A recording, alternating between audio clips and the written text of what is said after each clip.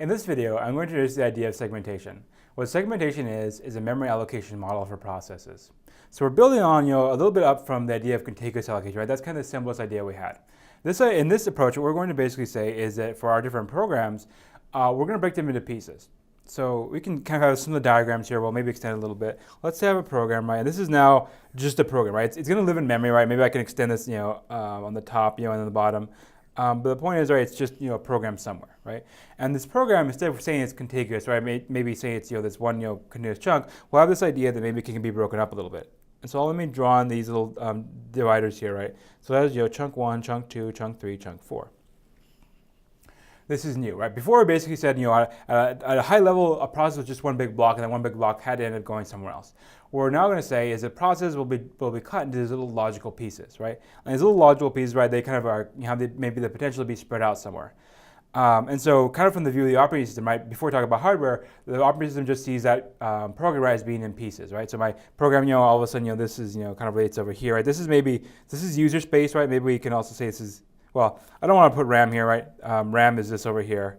But over here, maybe we call this our memory model, I suppose, would be the best thing, right? So a model array is a representation of something. So memory model over here.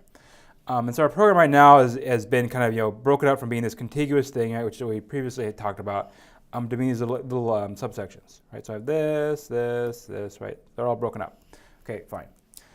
So the idea is that what I'll say is I've broken my program into little chunks, and the little chunks all allow to exist at different places in memory. So here, right, chunk 1 ends up being over here in memory, right next to chunk 4, right? Chunk 2 ends up over here, chunk 3 ends up over here. So this is kind of our first extension here, right? To say we can break the program into pieces, put each piece at a different address in physical memory. What this implies is that I'll need some sort of a lookup table for this. I'll need some table that basically can translate from my user space, right, to my physical address space. Right? I need some sort of a table to do this, or to basically maintain what goes where. So I'm going to have that kind of in my memory, in my mind, right? I need to do something about that. So when I have my program running, I'm going to have my different logical addresses. My logical address will be comprised basically of two pieces, right? So there's this idea here of my addresses look like some sort of a segment number and an offset. So if I write something like this, 4, 2, what that somewhat represents is that my program wants to access a bit of memory that's in segment 4 with offset 2. Okay, so obviously, right, it's, this is segment 3, offset 1, whatever. So my addresses are going to be a little bit more complicated than we had before, right? Because they're going to have these two different pieces, right? I'm going to have to have both basically my segment and then my offset, and then I can get this kind of mapping over here, right? I need somehow, right, some sort of a table, right, that basically can show me, hey, this segment here ends up being at this other address, right? It ends up being at address 200 or something like that, right? I need to have something to track that. So yeah, before we go on, kind of one question for you guys: how do I split up my program, right? How do I make my little logical units? Technically, right, these things here are called logical units. Don't get too attached to that. That's just kind of a phrase that means a little bit here. But how would I break up my program? So maybe think about that for 1 second. Okay, so if I want to break up my program, probably what I could break it up on is maybe based on, well, simplest way to basically break it up based on different functions, right? So if I have 100 different functions, have basically a segment for each function.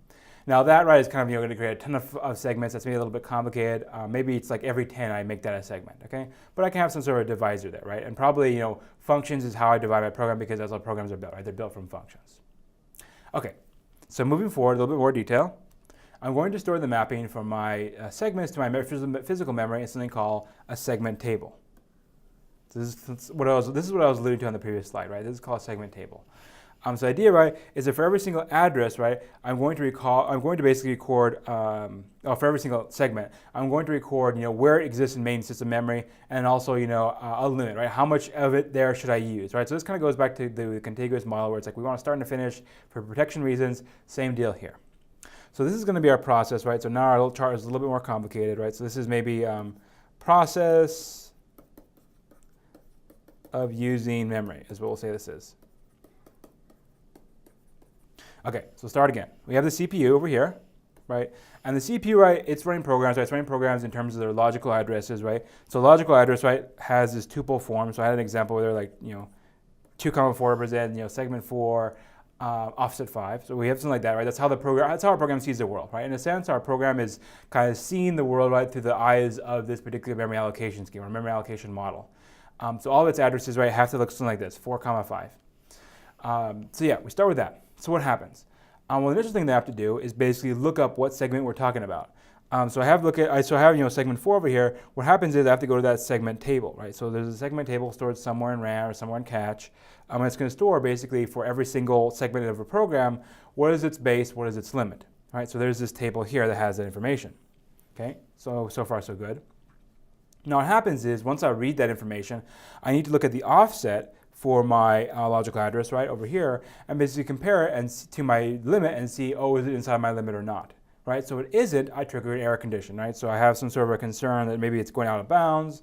I have to flag that. So this is similar to the contiguous model, right? We kind of have to flag that there. The difference, right, is that we're looking up that limit from the actual segment table, right? Rather than just having it as a register, we have to look it up from the table. So let's say it passes, and it's good to go, right? Then that's when we perform basically the math to get the physical address. So that point, right, I have my basically my segment translated to a real address, right? So over here, let's just say segment 4 goes to address 200. Well, then in that case, where I basically add my my base to my offset in my original address over here, the 5. So it's like, well, that means you need to basically look up address. That should be address 205, right?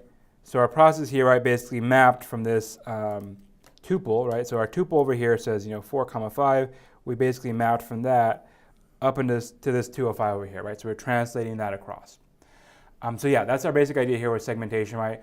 We're having this level indirection here where I have the table that I look up where exactly in memory each of my segments is being stored.